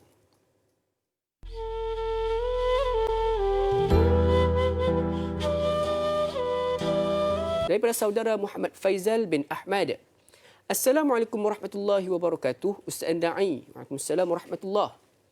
Adakah saya dikira kufur dan tidak bersyukur jika saya tak menggunakan nikmat panca indera yang Allah pinjamkan kepada saya pada tempat yang betul? Mohon pencerahan Ustaz. Terima kasih. Ustaz, silakan.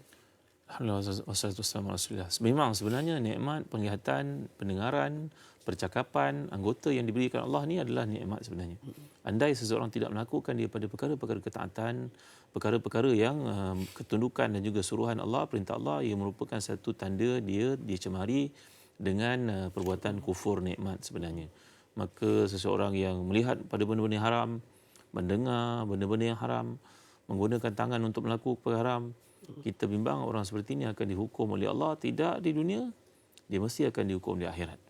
Ya, ada seorang doktor pakar mata beritahu kepada saya, kata bahawa kalau Ustaz pergi ceramah, beritahu kepada orang Islam, saya merawat penyakit mata, doktor pakar mata di sebuah hospital terkemuka. Berkata bahawa saya melihat mata ramai orang ini kena kanser mata, Ustaz. Dulu tak berlaku benda seperti ini. Jadi most probably mungkin disebabkan mata itu digunakan untuk melihat benda maksiat. Jadi kufur nikmat boleh mengakibatkan datangnya ancaman, datangnya hukuman daripada Allah. Kerana Allah menyatakan فَلْيَحْذَرِ الَّذِينَ يُخَالِفُونَ عَنْ أَمْرِهِ أَنْ تُصِيبَهُمْ فِتْنَةٌ أَوْ يُصِيبَهُمْ عَذَابٌ أَلِيمٌ. Hendaklah orang yang mengingati, memahami, aku beri berita amaran kepada kamu, orang yang mukhalafah, orang yang melanggar perintah kami, kami akan kenakan hukuman kepadanya. Jadi kata doktor pakar ni supaya orang Islam sedar, khususnya kita yang mempunyai mata yang baik, gunakan untuk perkara-perkara ketaatan. Bimbang bila dia digunakan untuk tujuan kemaksiatan, bukan saja seorang itu dosa di sisi Allah, kerana dalam hadis mengatakan, hadis sahih mengatakan, wa innal ainaini tazniyan wa zinahuma nazar. Sungguhnya dua mata itu berzina. Zina mata adalah melihat benda haram. Zina tangan memegang benda haram, zina kaki melangkahkan kaki pergi ke tempat yang haram. Zina perut kerana makan benda haram. Jadi zina ni bukan setakat melakukan buatan-buatan seksual seperti itu saja semata-mata. Jadi kata para ulama wallahu alam, dalam kes ini orang yang tidak menggunakan panca indera pada perkara-perkara ketaatan, melakukan benda yang kemaksiatan, dihukum di dunia ataupun akhirat. Ia umpama seperti ini tau. Kita mempunyai komputer. Komputer adalah satu alatan yang canggih yang sepatutnya kita upload atau download atau beli padanya program software yang legal. Once bila kita ambil software yang illegal, yang bukan-bukan, komputer itu korup. Betul. Maka demikian juga mata yang Allah gunakan untuk melihat benda-benda yang baik, melihat pantai, melihat ibu bapa, melihat Quran, melihat Kaabah, melihat sungai, melihat nikmat-nikmat Allah ini, anak isteri, tapi sudah digunakan untuk melihat benda yang haram, maka sel-sel mata itu rosak sebenarnya. Kerana ia korup, dia bukan digunakan untuk tujuan yang betul. Begitu juga anggota-anggota yang lain. Mudah-mudahan dengan cara yang demikian memberi kepada kita satu gambaran, membantu kita untuk memahami kenapa kita kena gunakan panca indera ni pada perkara-perkara syukur dan jauhi perkara-perkara kufur itu. InsyaAllah. Jadi, sidang penonton sekalian, nikmat yang Allah berikan ini adalah sebagai satu pinjaman dan Allah Subhanahu Wa Taala akan persoalkan kembali setiap apa yang dipinjamkan kepada diri kita. Jadi, gunakanlah panca indera ini untuk di tempat-tempat yang sepatutnya untuk elakkan daripada yang menjadi seperti mana kata Ustaz, korup ataupun memberikan kerosakan kepada panca indera kita. Wallahu a'lam. Jadi, sidang penonton sekalian, mudah-mudahan menjawab persoalan tersebut. Kita beralih dengan persoalan yang berikutnya daripada Puan Mazni Hassan. Assalamualaikum warahmatullahi wabarakatuh. Ustaz, da'i serta kru yang terlibat. Waalaikumsalam warahmatullahi. Apabila jiwa seseorang sering berkecimpung dalam perkara kebatilan, pembohongan dan kejahatan, suka menderhaka serta melakukan perbuatan yang merugikan, maka hatinya tidak lagi mempunyai sebarang kemanisan untuk menerima sebarang kebenaran. Soalan saya, bagaimanakah caranya hendak menolong dan menyedarkan mereka yang dalam hatinya sudah sebati dengan kekufuran? Mohon pencerahan Ustaz. Terima kasih. Jadi Ustaz, boleh tak kongsikan bagaimanakah cara untuk kita nak berdakwah pada orang-orang yang kufur sebegini Ustaz? Silakan. Ya. Da'i dan para penonton sekalian, sebenarnya iman dalam diri ini dia la yakhlaqu kama yahlaqu thawb, kata Ibnu Umar dalam hadis riwayat Al-Hakim. Sebenarnya baju yang kita pakai menjadi lusuh, maka iman juga menjadi lusuh sebenarnya. Jadi dengan sebab bagaimana kita nak menjadikan pokok keimanan ini tidak lusuh. Itu sebab doa yang kita ulangkan banyak kali tadi, Allahumma muqallibal qulub tsabbit qalbi ala dinik wa ta'atik. Jadi disuruh kita antaranya berdoa. Lagi untuk mengatasi benda seperti ini, bagilah nasihat. Bagi nasihat kepada orang, ingatkan, ya kalau anak-anak kita belajar di overseas, bergaulnya dengan orang putih, bergaulnya dengan orang bukan Islam, jangan tuan-tuan ingat kita bekalkan kepada dia pelajaran masa peringkat tadika, sekolah rendah, sekolah menengah dah cukup tau. Kena hantar kepada mereka ni message, kena ingatkan, kena sebut, pastikan anak-anak kita ikut usrah sebagai contohnya, dengan kawan-kawan duduk dalam kelompok. Ya, ini antara perkara-perkara yang dapat menjanjikan atau menjamin kesinambungan iman. Kan itu kalau kita lihat kata Abdullah bin Rawahah kepada teman-temannya di kalangan sahabat-sahabat Nabi yang mulia itu, ta'al sa'atan nu'min bi rabbina. Mai sat. Nah, antara sat mai sekejap. Duduk dalam satu majlis yang akan mendekatkan diri kita kepada Allah. Ta'al sa'atan nu'min bi rabbina. Mai duduk sekejap. Duduk dalam majlis yang akan mengingatkan kita kepada Allah. Jadi nasihat. Dan orang berkenaan pula kena datang ke majlis ilmu. Kerana majlis ilmu adalah seperti mana dinyatakan dalam hadis Nabi SAW, majlis tama'an qawmun fi baitin min buyutillah yatruna kitab Allah wa yatadarasuna bainahum illa nazalat alaihimur rahmah wa ghashiyatuhum sakinah wa hafathumul malaika wa zakarahumullahu fi man 'inda dalam hadis sahih Muslim. Kalau kita bertemu, berhimpun, bercakap benda yang baik-baik, maka akan menambah iman. Allah turunkan rahmat, Allah beri pada kita sakinah, doa para malaikat dan sebagainya. Lagi kalau kita perhatikan tuan-tuan, ada satu kisah berlaku pada zaman Sayyidina Umar Khattab radhiyallahu anhu. Sayyidina Umar dekat dengan Nabi. Abu Bakar dah wafat, Umar menjadi mursyid orang Islam pada masa itu, imam mereka. Maka tiba-tiba sampai satu berita kepada Umar Khattab radhiyallahu anhu, ada seorang sahabat yang telah terlanjur di Syria, di Syam, iaitulah dia melakukan segala bentuk maksiat, minum arak dan sebagainya. Sayyidina Umar Khattab radhiyallahu anhu mendengar cerita sedih itu. Dia sahabat Nabi. Maka Sayyidina Umar hantar pada awal surah Ghafir, peringatan daripada Allah. Ghafiriz zanbi wa qabilit taubi syadidil iqab zid taul. Ayat yang awal pada surah Ghafir ini Sayyidina Umar tulis, wahai sahabatku, ingatlah sungguhnya dunia ini sementara, akhirat itu akan datang. Bersedialah engkau untuk kembali pada Allah. Ayat Sayyidina Umar ini simple saja. Dalam sekeping kertas yang ringkas, tulis ayat itu di awal, sampai pada sahabat yang sedang lalai ini, dia yang ikhlas daripada Sayyidina Umar tadi, dia baca, Nangis dia. Air mata dia berguguran, meleleh sampai janggutnya basah. Nangis dia. Terus berubah jadi orang baik. 180 darjah kembali jadi orang baik. Maka berita tentangnya sampai pada Sayyidina Umar. Sayyidina Umar kata pada sekalian para sahabat, la takun aunan li syaitani ala akhika. Kamu dah tahu dia berhijrah kan, dia jadi baik semula kan. Jangan cerita apa dah tentang dia. Jangan cerita dah tentang dia bahawa dulu dia pernah buat maksiat dulu. Jangan cerita lagi. Kerana kalau kamu cerita akan buka ruang untuk orang lain buat dan juga mungkin dia pun akan kembali buat. Jadi tuan-tuan yang mulia sekalian, ini antara kerja kita bagi nasihat, bagi peluang, wujudkan suasana yang Islami. Kalau kita kat pejabat, kita majikan, sediakan tempat sembahyang untuk staf, ya, dan elakkan mereka daripada bercerita benda-benda yang lara, ambil tindakan-tindakan tertentu, ya, pastikan contohnya kalau kat store, kat office kita, kat kilang kita, orang buka mungkin lagu-lagu yang tidak baik, ubah supaya mereka dapat jadi orang yang baik. Itu semua environment membentuk bi'ah salihah itu penting untuk mencenderungkan anak-anak kita atau siapa saja keliling kita untuk melakukan ketaatan.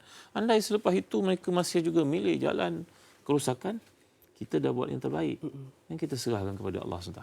InsyaAllah. Jadi 3 nasihat Ustaz, iaitu kita menasihati orang kufur, kita ajak dia datang majlis ilmu, yang ketiganya jangan mengungkit kesalahan yang pernah dia lakukan. Jadi Ustaz, kita sebenarnya sudah pun berada di penghujung rancangan kita. Sedikit bacaan doa penutup daripada Ustaz. Mudah-mudahan Allah berkati pertemuan kita pada pagi ini Ustaz. Silakan. Sebelum akhir ini sikit saya lagi silakan, tambah. Sebenarnya kita cerita bahawa iman ni macam pokok, dia proaktif, dia progresif, dia dynamic. Maka kita kena lakukan 4 perkara kata para ulama dalam bab ilmu. Dalam bab iman, yang pertama sekali kena tambah ilmu. Yang kedua kena berusaha untuk beramal, mujahadah padanya. Yang ketiga kena ada zikir-zikir harian yang berkekalan, konsisten. Yang terakhir sekali kena banyak fikir dan lihat nikmat Allah dalam kehidupan kita. InsyaAllah. Mudah-mudahan dengan 4 perkara ini membantu untuk iman itu berterusan.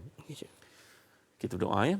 Alhamdulillahirabbil alamin wassalatu wassalamu ala asyrafil anbiya'i wal mursalin sayyidina maulana Muhammadin wa ala alihi wa sahbihi ajma'in. Allahumma ighfir lana dhunubana wa liwalidina warhamhum kama rabbawna shighara wa li jami'i masyayikhina wa li jami'i ashabil huquq 'alaina wa li jami'il mu'minina wal mu'minat al muslimina wal muslimat al ahya'i minhum wal amwat bi rahmatika ya arhamar rahimin. Allahumma inna ala dzikrika wa syukrika wa husni ibadatik. Allahumma muqallibal qulub tsabbit qulubana ala dinik. Allahumma musarrifal qulub sarrif qulubana ala ta'atik. Allahumma inna na'udzubika minal kufri wal faqr wa na'udzubika min azabil qabr la ilaha illa anta. Rabbana atina fid dunya hasanah wa fil akhirati hasanah wa qina adzaban nar. Wa sallallahu ala sayyidina Muhammadin wa ala alihi wa sahbihi wa baraka wasallam. Walhamdulillahirabbil alamin. Amin amin rabbil alamin. Mudah-mudahan dengan doa Al-Fadhil Ustaz kita majlis ilmu kita pada pagi ini mendapat keberkatan pada Allah SWT. Jazakallahu khairan katsiran Ustaz atas pembicaraan pada pagi ini. Sedikit lagi tambah ilmu, usaha untuk beramal, zikir-zikir harian dan juga banyak fikir. Ini cara untuk kita untuk tingkatkan dan perbaiki iman kita. Dan sidang penonton sekalian, jangan lupa